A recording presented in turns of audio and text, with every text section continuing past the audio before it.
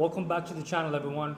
Today we're going to be diving into 4 ways that you can make your workouts a lot better. So the first way, in my opinion, that you can make your workouts a lot better is by planning your workouts. Now, how does planning your workouts make the workout itself better? Well, you now go into the workout with a clearer mind, knowing how long you're going to spend there and what you need to do. So think about it. When your workout is planned, you end up performing better because you save time and you have a lot of clarity, which gets you better results. The better your results, the better you perform. And it becomes a cycle of results. Overarchingly, planning your workouts actually does make them a lot better. I mean, think about it. If you go to the gym not knowing what you're doing, you're just going to be walking around and in turn losing results and wasting time. So I have something here on my laptop. According to a study published in the British Journal of Health Psychology, individuals who plan their exercise sessions set specific times were likely to stick to their routine and achieve their fitness goals. By treating their workouts as important as appointments in the calendar, they created a sense of commitment and prioritized their physical well-being.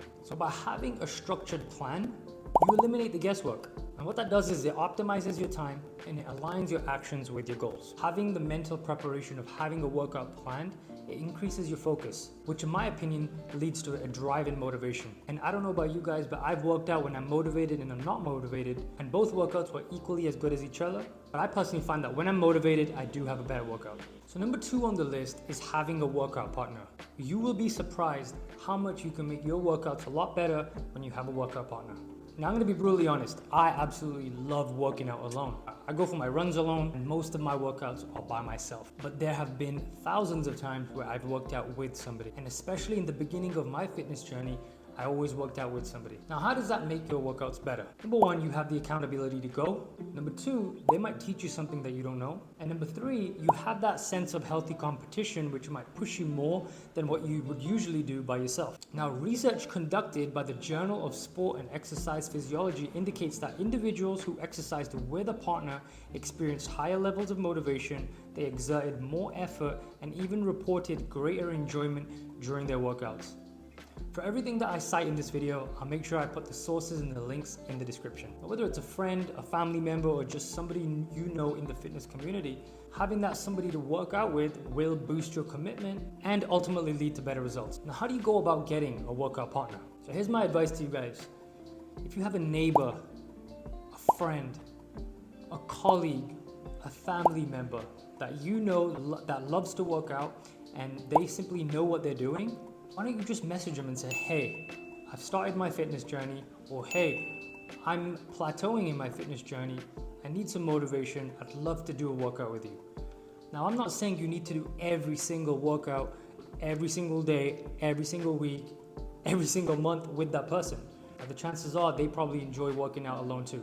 So there's nothing wrong with just asking them if you could just join them for one workout. And you never know, that might lead to a regular thing where you work out with them bi-weekly or once a month or once a week. Better yet, why don't you find somebody that is at a similar level to you that may also lack motivation or is starting their fitness journey too, and you guys can come up with a structured plan and work out together. Okay, so number 3 on the list, we have music. Never underestimate the power that music has on your mood and your performance. Several studies have shown that fitness can and will increase your physical performance and in some cases your endurance. And in my opinion, it can even distract you from fatigue. The rhythm, lyrics, the tempo, the cadence, whatever it may be, these songs can elevate your mood, set the tone of your heart rate, and also get you in the groove of certain movement patterns. And I don't know about you guys listening, but music plays a massive part in my life, and especially the beat and the lyrics. And I listen to a lot of motivational music or motivational songs that people have compiled with motivational speakers. And there's been so many times where I hear David Goggins' voice in my ear, and it goes straight to my brain, and I go into a completely different place, and I'm able to perform at a higher level than I usually would without listening to his voice. So we got another study. A study published in the Journal of Sports Medicine and Physical Fitness found that participants who listened to high-tempo motivational music experienced improved performance during their workouts. And when it comes to the music, my advice is set out a time where you can sit down and actually create a playlist. Because oftentimes we go to the gym and we just put on music that we like, but it might not be music that's beneficial for exercise. Carve out some time in your schedule to sit and create a playlist specifically designed to increase your mood, performance, and motivation specifically for the gym. And again, why don't you contact people that you know that are fitness enthusiasts and ask them to share some of their playlists with you. Okay, so we got the very last one on the list, which happens to be tracking and journaling and writing down your workouts. And no, this is not the same as planning your workouts, although they do go hand in hand together because you can track your progress as well as plan your workout. Now, the idea behind this is that it gives you a baseline of where you are and where you want to be, so you can bridge that gap so you can get actual real results. And yes, we have another study. I don't know if you guys have noticed, but I've been about the studies recently.